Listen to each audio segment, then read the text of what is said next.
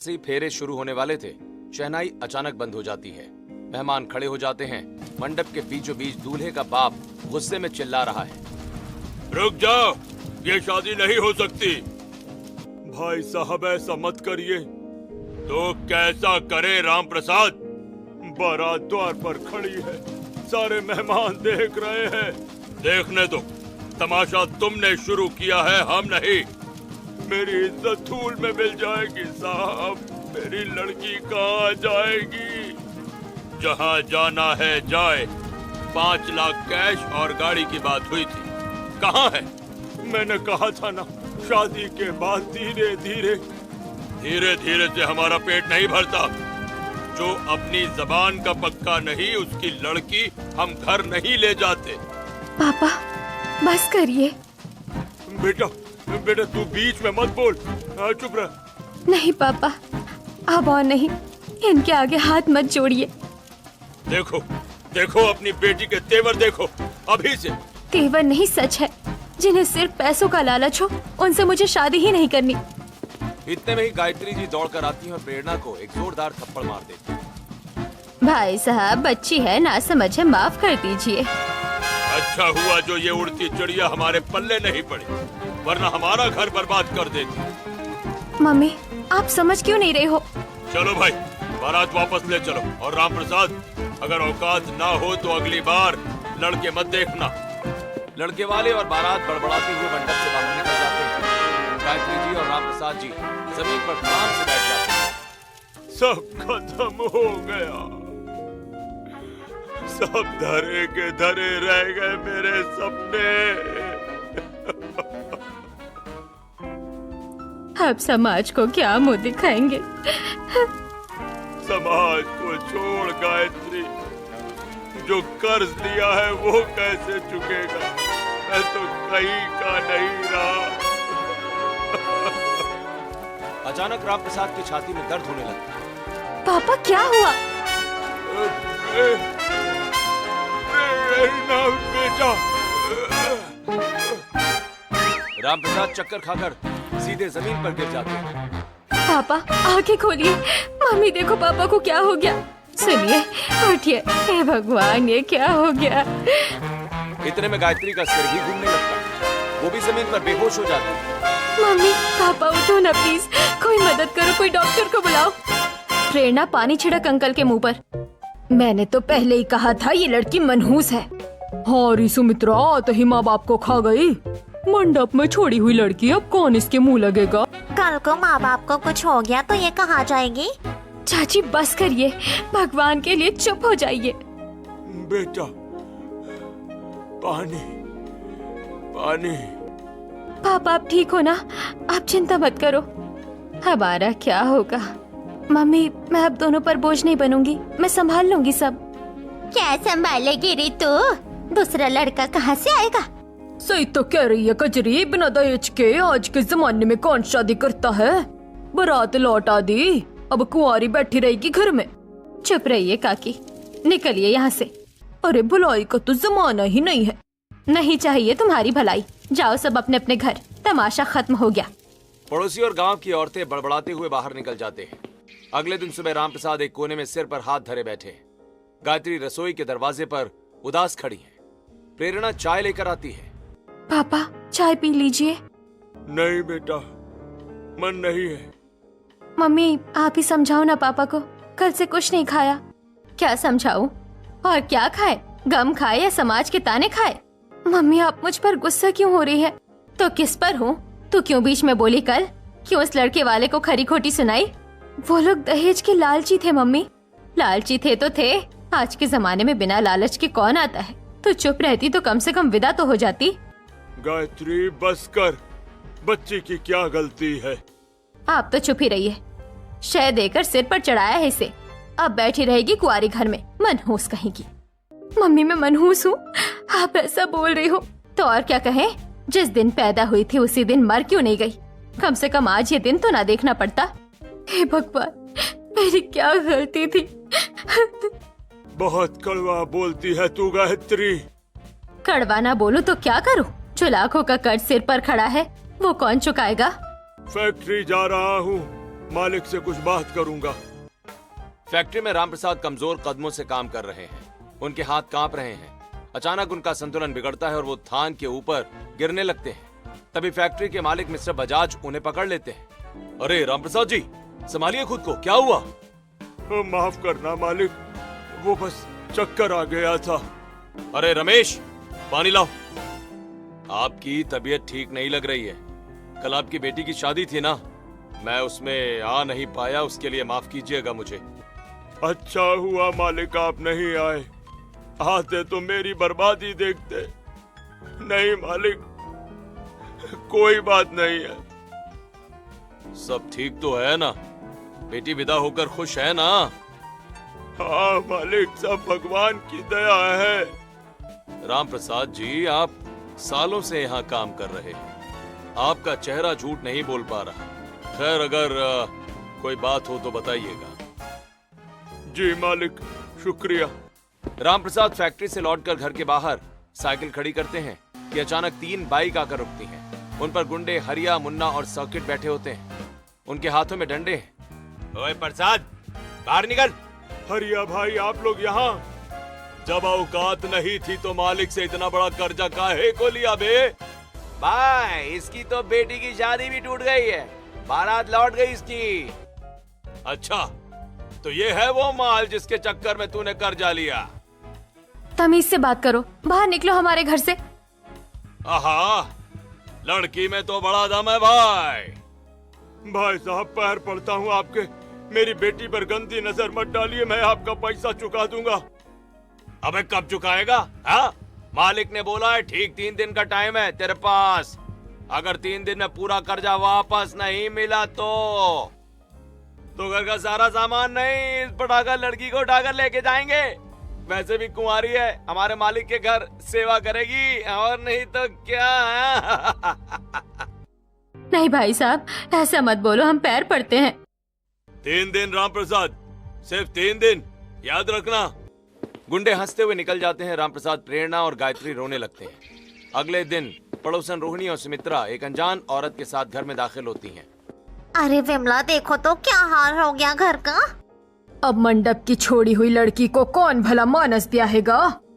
हाँ, मेरे जानकार में एक रिश्ता है, बीवी मार गई उसकी, 4 बच्चे छोड़ गए हैं। उम्र ज्यादा नहीं है, बस यही कोई 40-42 साल का है। चाची, आप मेरी शादी 4 बच्चों के बाप से करवाना चाहती है? तो क्या कोई सफेद घोड़े पर राजकुमार आएगा अब तेरे लिए? जो मिल रहा है हाथ जोड़कर लपक ले, वरना पूरी जिंदगी घर बैठी रहेगी। निकलो यहाँ से। तुम्हारी हिम्मत कैसे हुई मेरी बेटी के लिए ऐसा घटिया रिश्ता लाने की? भागो यहाँ से, वरना सिर फोड़ दूंगी सबका। देखो री इसकी हेकड़ी, डूब मरो। शादी टूटने के बाद गायत्री दूर पार के रिश्तेदारों को फोन लगाकर रो रही होती है। कुछ भी हो जाए, मैं अपनी लड़की का ब्याह करा के रहूंगी। सुनिए जी, मेरे दूर के मामा शहर में रहते हैं, मैं आज ही उन्हें फोन लगाकर उनसे रिश्ते की बात करूंगी। ठीक है गायत्री, एक आखिरी कोशिश करना हमारा काम है। बस हमारी बच्ची खुश रहे और सुरक्षित रहे। गायत्री अपने रिश्तेदारों को फोन लगाती है और जैसे तैसे एक रिश्ते वाले मान जाते हैं। लेकिन गायत्री उनसे प्रेरणा को मंडप में छोड़ने वाली बात छिपा लेती है। आज शहर से एक लड़का और उसके घर वाले प्रेरणा को देखने आते हैं। रामप्रसाद और गायत्री उम्मीद भरी नजरों से उन्हें पानी पिला रहे हैं। तभी बाहर खड़ी पड़ोसने अंदर कानाफूसी शुरू कर देती हैं। अरे सावित्री, तुम्हें पता है ये जो शहर वाले आए हैं, ये बेचारे सीधे साधे लोग हैं, इन्हें कुछ पता ही नहीं है। हाँ सुमित्रा, इन्हें क्या पता कि कल ही इस लड़की की बारात मंडप से लौट गई है, छोड़ी हुई लड़की को ब्याहने चले हैं। अंदर बैठे लड़के के पिता के कान में ये बात पड़ती है। वो गुस्से में खड़े हो जाते हैं और चाय का कप पटक देते हैं। ये क्या बदतमीजी है रामप्रसाद जी, शर्म नहीं आई आपको? क्या हुआ भाई साहब? ऊपर से इतने सीधे बनते हो और अंदर से हमसे इतना बड़ा धोखा। मंडप से छोड़ी हुई लड़की की शादी हमसे करवाना चाहते हो? भाई साहब, मेरी बात सुनिए, मेरी बेटी निर्दोष है, वो लड़के वाले लालची। चुप रहिए। बिना दहेज के अपनी लड़कियों की शादी करने के ख्वाब देखते हो तुम लोग, और समाज में इतनी थू-थू होने के बाद भी तुम्हारी हेकड़ी नहीं गई। बाबूजी चलिए यहाँ से, हम किसी की छोड़ी हुई लड़की को अपने घर की बहू नहीं बनाएंगे। हाँ हाँ, हम किसी की झूठन क्यों अपनाएं? हमें नहीं चाहिए ऐसी लड़की। चलो भाई, चलो यहाँ से। थू है तुम्हारी ऐसी सोच पर, डूब मरो। वो लोग पैर पटकते हुए बाहर निकल जाते हैं। रामप्रसाद और गायत्री जमीन पर बैठ जाते हैं। एक तरफ घर में रिश्ते वाले रिश्ता ठुकरा कर चले जाते हैं, वहीं दूसरी तरफ अगले दिन फैक्ट्री में मशीनों का शोर है। रामप्रसाद भूखे प्यासे गुंडों के खौफ और कर्ज के बोझ तले दबे काम कर रहे हैं। अचानक उनका सिर चकराता है और वो सीधा जमीन पर गिर पड़ते हैं। अरे रामप्रसाद जी गिर गए, कोई दौड़ो। ए पानी लाओ, पानी लाओ रे, कोई जल्दी। शोर सुनकर मिस्टर बजाज अपने कैबिन से बाहर आते हैं। भीड़ को हटाते हुए रामप्रसाद के पास पहुंचते हैं। रामप्रसाद जी, आंखें खोलिए। रमेश, डॉक्टर को फोन लगाओ तुरंत। मालिक, आप ठीक हैं? क्या हुआ है आपको? कल से देख रहा हूं आप होश में नहीं हैं। मालिक मैं बर्बाद हो गया, मेरी बेटी की जिंदगी खतरे में है। अच्छा शांत हो जाइए रामप्रसाद जी, साफ साफ बताइए बात क्या है। बेटी की शादी के लिए सूदखोर से भारी कर्जा लिया था मालिक। ऐन वक्त पर लड़के वालों ने दहेज मांग लिया, शादी टूट गई। क्या शादी टूट गई? हाँ मालिक, अब वो सूदखोर के गुंडे घर आकर सामान तोड़ रहे हैं। धमकी देकर गए कि 3 दिन में पैसे नहीं दिए तो मेरी बेटी को उठाकर ले जाएंगे। मालिक, मेरी बच्ची सुरक्षित नहीं है। उन गुंडों की इतनी हिम्मत! कैबिन में सन्नाटा छा जाता है। रामप्रसाद कुर्सी पर सिर झुकाए बैठे हैं। मिस्टर बजाज खिड़की के पास खड़े होकर बाहर देख रहे हैं। फिर वो मुड़ते हैं। रामप्रसाद जी, मैं आपका पूरा कर्ज उतार दूंगा, आज ही पैसे भिजवा देता हूं। भगवान आपको लंबी उम्र दे मालिक। कर्जा तो उतर जाएगा पर मेरी बेटी का हाथ कौन थामेगा? मिस्टर बजाज गंभीर और शांत रहते हैं। समाज में बदनामी हो चुकी है। मंडप की छोड़ी लड़की से कोई सीधा इंसान शादी नहीं करेगा। अगर जल्दी शादी नहीं की तो वो गुंडे फिर गिद्ध की तरह मंडराएंगे मालिक। कौन सहारा बनेगा उसका? अगर आप बुरा ना माने तो मैं एक तरीका बता सकता हूँ। हाँ, कैसा तरीका मालिक? देखिए, मैं आपकी बेटी प्रेरणा का हाथ थामने के लिए तैयार हूँ। आप मालिक, आप? हाँ, मेरी शादी नहीं हुई है और ना ही मेरी ऐसी कोई इच्छा थी, लेकिन इस वक्त आपकी बेटी की सुरक्षा सबसे जरूरी है रामप्रसाद जी। आप मालिक, आपकी उम्र 40 साल और मेरी बेटी सिर्फ 25 की है। मुझे मालूम है उम्र का फासला बहुत है, इसीलिए मैं कह रहा हूँ कि मैं ये शादी सिर्फ एक जिम्मेदारी के तौर पर करूंगा। जिम्मेदारी? हाँ, दुनिया के सामने वो मेरी पत्नी होगी ताकि कोई उस पर उंगली ना उठाए। मैं उसे पढ़ाऊंगा, लिखाऊंगा और पैरों पर खड़ा करूंगा। जब वो सक्षम हो जाएगी मैं उसे इस जिम्मेदारी से रिहा कर दूंगा। फिर वो अपनी मर्जी से किसी भी लड़के से शादी कर सकती है। लेकिन मालिक, देखिए, कोई जोर जबरदस्ती नहीं है रामप्रसाद जी। अगर आपको ये तरीका सही लगता है तभी हाँ कहिएगा।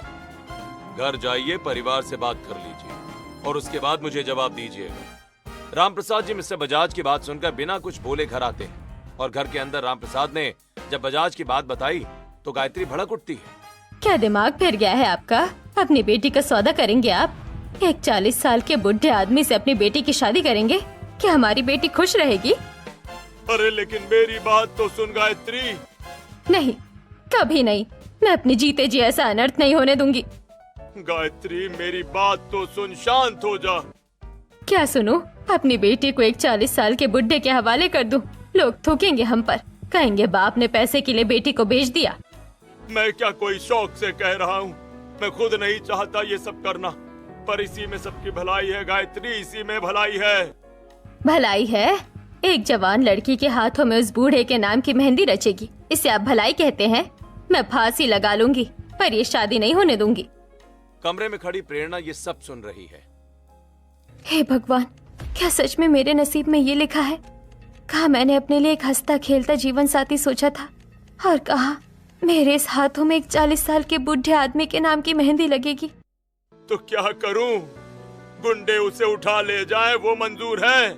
तभी अचानक धड़ाम से दरवाजा टूटता है और वही गुंडे हरिया, मुन्ना भाई और सर्किट डंडे लेकर घर में घुस जाते हैं और कोहराम मचा देते हैं। ओए प्रसाद, आ गया तू?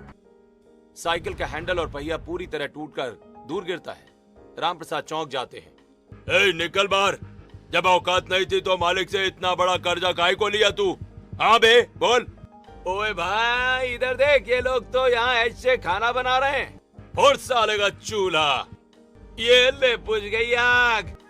छन छन की आवाज के साथ चूल्हा टूट जाता है। गायत्री और प्रेरणा चीखते हुए रसोई से बाहर भागती हैं। अरे मर गए रे, बचाओ, कोई मत तोड़ो हमारा घर।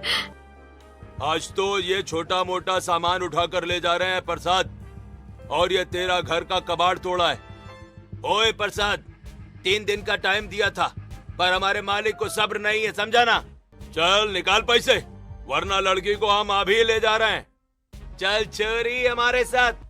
छोड़ो मुझे, हाथ मत लगाना, दूर रहो हमसे, बाहर निकलो। भाई साहब मैं पैर पड़ता हूँ आपके, मेरी बेटी पर रहम खाइए। कल शाम तक मैं जैसे तैसे पैसों का इंतजाम कर दूंगा। देख प्रसाद, आखिरी बार छोड़ रहा हूँ, कल शाम की धूप ढलने से पहले अगर सूद समेत पूरा पैसा नहीं मिला तो तेरी इस लड़की को यहीं से घसीटते हुए उठाकर लेकर जाएंगे हम, और फिर ये किसी को मुंह दिखाने लायक नहीं बचेगी। चल बे। गुंडे हंसते हुए सामान लेकर निकल जाते हैं।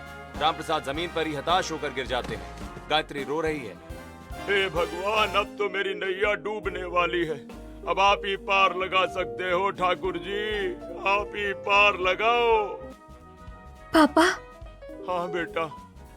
मुझे मंजूर है, मैं मिस्टर बजाज से शादी करने के लिए तैयार हूँ। प्रेरणा, ये क्या कह रही है तू? उन गुंडों की रखेल बनने से बेहतर है मम्मी की मैं किसी की जिम्मेदारी बन जाऊँ। पापा, आप मालिक को हाँ कह दीजिए। अब मेरे पास इसके अलावा और कोई चारा नहीं है गायत्री, कोई चारा नहीं है। ठीक है, बेटी की जान और इज्जत से बढ़कर कुछ नहीं है। आप हाँ कह दीजिए मालिक को।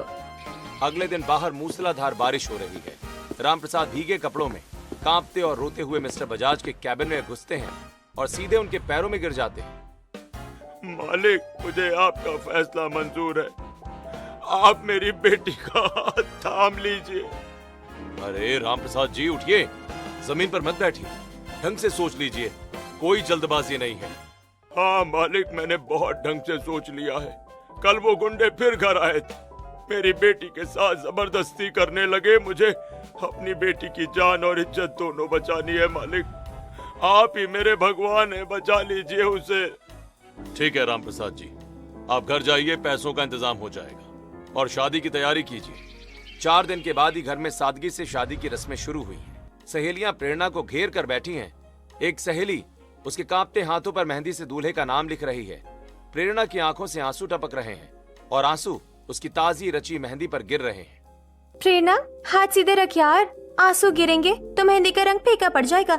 सच में प्रेरणा, मुझे तो सोचकर ही अजीब लग रहा है। जब तू उनके साथ बाहर जाएगी, लोग तो उन्हें तेरा पति कम और ससुर या पिता ज्यादा समझेंगे। तू ये सब कैसे झेलेगी यार? हर लड़की की शादी एक सपना होता है, पर मेरी किस्मत देखो, आज मेरे इन हाथों में एक ऐसे इंसान के नाम की मेहंदी लग रही है जो उम्र में मेरे पापा के करीब है। अरे गायत्री, तूने तो बड़ा दंगा किया था जब मैं रिश्ता लाई थी। कहा था कि 40 साल के दूल्हे से लड़की नहीं ब्याएगी। गायत्री शर्मिंदा होकर सिर झुका लेती है, कुछ नहीं बोलती। अब देखो रे, अब कौन सा जवान लड़का आ रहा है, अब कौन सा सफेद घोड़े वाला राजकुमार आ रहा है। प्रेरणा, तुझे शर्म नहीं आती? तू घोड़े पर आने वाले राजकुमार के बजाय एक 40 साल के बूढ़े के नाम की मेहंदी लगवा रही है अपने हाथों में। बातें मत बनाओ तुम लोग, मुझे पता है कि मेरी बेटी के लिए यही सही है। उसकी सुरक्षा से बढ़कर मेरे लिए कुछ नहीं है। और वैसे भी पहले जमाने में भी तो पति पत्नी की उम्र के बीच में 10-10-15 सालों का फासला होता था, तो अब क्या बुराई है? गायत्री चिल्लाकर सबका मुंह बंद कर देती है। अगले दिन आंगन में एक छोटा सा सादा मंडप सजा है। तभी बाहर गाड़ियों का एक बड़ा काफिला आकर रुकता है। लोरी सावित्री, आ गया 40 साल का बूढ़ा दूल्हा। जरा हम भी तो देखे कि सेहरा पहनकर वो कैसा लग रहा है। तभी मिस्टर बजाज अंदर आते हैं। उन्होंने बेहद कीमती शेरवानी पहनी है। चेहरे पर सफेद और काले बालों की एक बहुत ही सलीके से सेट की हुई दाढ़ी है। वो अपनी उम्र से 10 साल छोटे लग रहे हैं। उन्हें देखकर विमला और पड़ोस की लड़कियों के मुंह खुले के खुले रह जाते हैं। और सुमित्रा, ये दूल्हा है? ये तो कहीं से भी बूढ़ा नहीं लग रहा। हाँ यार, ये 40 साल के भले हैं, पर आजकल के लड़कों से कहीं ज्यादा हैंडसम और मैच्योर दिख रहे हैं। मिस्टर बजाज सीधे आकर रामप्रसाद और गायत्री के पैर छूते हैं। रामप्रसाद की आंखों में आंसू आ जाते हैं। मालिक, आप हमारे पैर मत छूइए, आप तो हमारे तारनहार हैं। रामप्रसाद जी, आज से मैं आपका दामाद हूँ, मालिक नहीं। पंडित जी मंत्र पढ़ रहे हैं। प्रेरणा लाल जोड़े में घूंघट निकाले आकर मिस्टर बजाज के बगल में बैठती है। कन्यादान के लिए वधू के माता पिता आगे आए। राम प्रसाद और गायत्री रोते हुए प्रेरणा का हाथ मिस्टर बजाज के हाथों में सौंप देते हैं। अब वर वधू अग्नि के फेरे के लिए खड़े हो जाए। दोनों खड़े होते हैं, फेरे पूरे होते हैं और बजाज प्रेरणा की मांग में सिंदूर भरते हैं और गले में मंगल सूत्र पहनाते हैं। बेटी अपने घर जा रही है। भगवान तुझे सुखी रखे। जमाना कुछ भी कहे, पर मुझे पता है कि तू अब महफूज है। मिस्टर बजाज प्रेरणा को लेकर अपनी शानदार कार में बैठते हैं। प्रेरणा अपने ससुराल पहुंचती है। प्रेरणा लाल जोड़े में घूंघट निकाले बेड के एक कोने में पूरी तरह दुबक कर बैठी है। तभी दरवाजा खुलता है और मिस्टर बजाज अंदर आते हैं। हे प्रेरणा, डरो मत, तुम आराम से इस बेड पर सो जाओ। मैं बगल वाले कमरे में सोने जा रहा हूँ। ओके? क्या आप दूसरे कमरे में जा रहे हैं? हाँ, इस घर में तुम्हें किसी चीज की कोई कमी नहीं होगी। मैं औरतों का सम्मान करना जानता हूँ। पर हमारी शादी, समाज तो हमें पति पत्नी। समाज के लिए तुम मेरी पत्नी हो ताकि कोई तुम पर या तुम्हारे पिता पर उंगली ना उठा सके, लेकिन मेरे लिए तुम सिर्फ एक जिम्मेदारी हो प्रेरणा। जिम्मेदारी? कैसी जिम्मेदारी? मेरा काम तुम्हें अपने पैरों पर खड़ा करना है। तुम्हें इतना सक्षम बनाना है कि कल कोई दहेज की वजह से तुम्हारा हाथ थामने से मना ना करे। जब तुम काबिल हो जाओगी, मैं तुम्हें इस जिम्मेदारी से रिहा कर दूंगा। शुभ रात्रि। मिस्टर बजाज तकिया लेकर कमरे से बाहर चले जाते हैं। अगले दिन शाम के समय प्रेरणा अपने ससुराल के घर में चाय बना रही है। तभी उसकी पुरानी सहेलियां शीला और मीना उससे मिलने उसके ससुराल आती हैं। वाह प्रेरणा, घर तो महल जैसा है तेरा। घर का क्या करना है शीला? प्रेरणा, मुझे तो तेरे लिए बड़ा दुख होता है यार। तेरा तो यूपीएससी करने का सपना था ना? हाँ यार, अब इस 40 साल के बुढ़े से शादी करके तू पूरी जिंदगी उसकी सेवा करने, उसका दवा पानी करने और बुढ़ापे की लाठी बनने में ही निकाल देगी।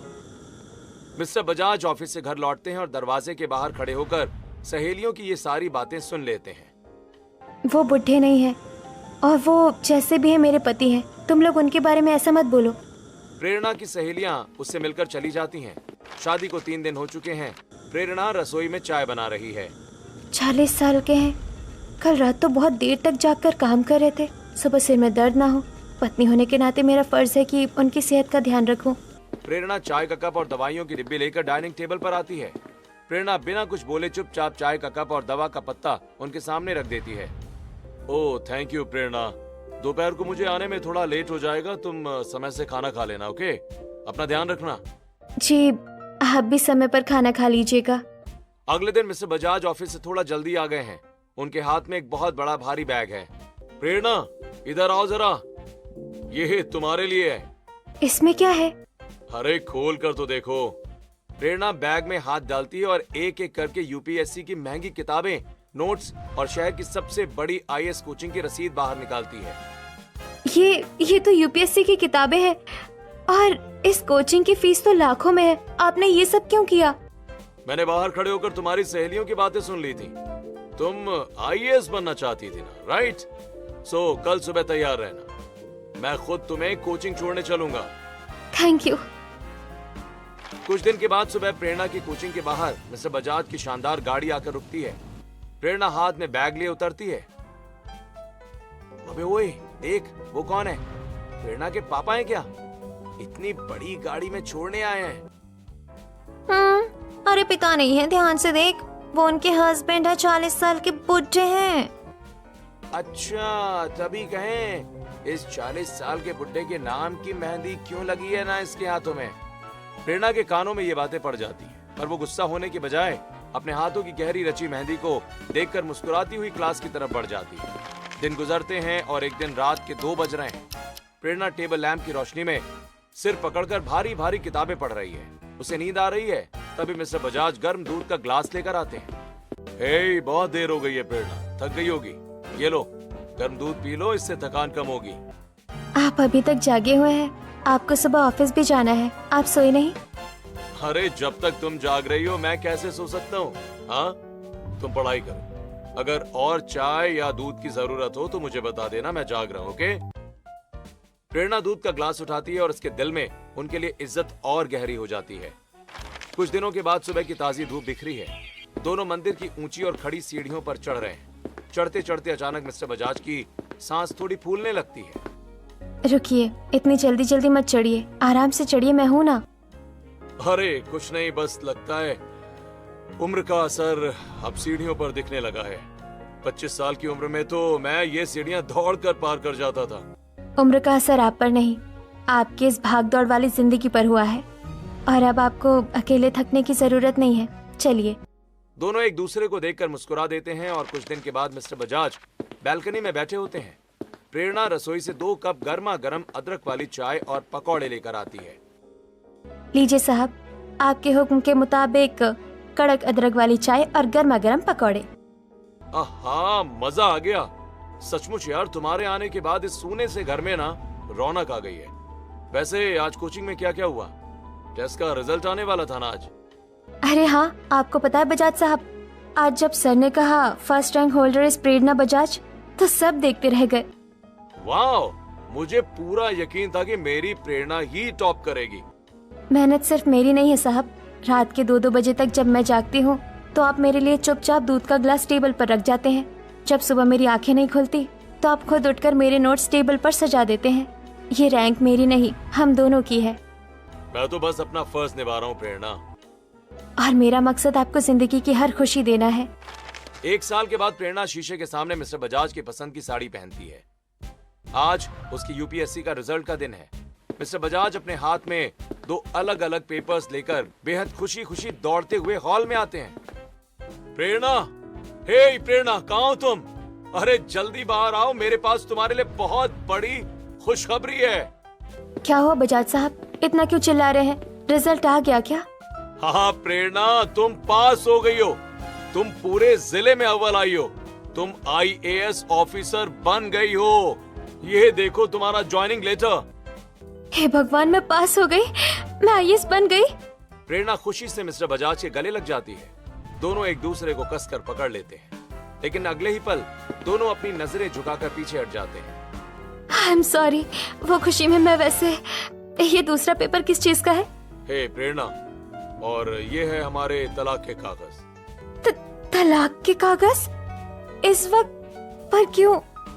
देखो, मैंने तुम्हारी विदाई के वक्त तुम्हारे माता पिता से एक वादा किया था कि तुम सिर्फ मेरी एक जिम्मेदारी। आज तुम IAS ऑफिसर बन गई, पूरी तरह सक्षम हो। मैंने अपनी जिम्मेदारी पूरी की। अब समाज का कोई भी लड़का तुमसे शादी करने के लिए मना नहीं कर सकता। आज से तुम आजाद हो अपनी मर्जी से किसी भी उम्र के लड़के से शादी करने के लिए। प्रेरणा की आंखों से टप टप आंसू गिरने लगते हैं। वो उन तलाक के कागजों को टुकड़े टुकड़े करके हवा में उड़ा देती है और पास रखे फूलदान में से एक लाल गुलाब का फूल लेकर घुटनों के बल बैठ जाती है। हे प्रेरणा, ये क्या बचपना है? उठो, तुम अपनी उम्र देखो और मेरी उम्र देखो। तुम एक IAS ऑफिसर हो। ना उम्र की सीमा हो, ना जन्मों का हो बंधन। जब प्यार करे कोई तो देखे केवल मन। प्रेरणा। हाँ बजाज साहब, मुझे आपसे प्यार हो गया है। जितना सम्मान, जितनी परवाह और जितना बड़ा दिल आपने मुझे दिया है ना, उतना दुनिया का कोई लड़का मेरे लिए कभी नहीं कर पाता। मैं किसी और से शादी नहीं करना चाहती। क्या आप खुशी खुशी अपने नाम की मेहंदी हमेशा के लिए मेरे हाथों में सजी रहने देंगे? मैं तो तुम्हें उसी दिन अपना दिल दे बैठा था प्रेरणा, जिस दिन तुमने मेरे घर में कदम रखा था, पर मैं अपने वादे से बंधा था। मिस्टर बजाज प्रेरणा को वो अंगूठी पहना देते हैं। प्रेरणा फिर से उनके गले लग जाती है। अगर आपको भी लगता है कि जहाँ दिल मिल जाते हैं वहाँ उम्र का कोई बंधन नहीं होता, और जहाँ दिलों में कोई फैसला हो वहाँ उम्र का फासला कोई मायने नहीं रखता, तो कमेंट सेक्शन में ट्रू लव जरूर लिखिएगा। क्या आपने भी अपने आसपास ऐसी कोई खूबसूरत जोड़ी देखी है? अपनी राय कमेंट में बताना मत भूलिएगा।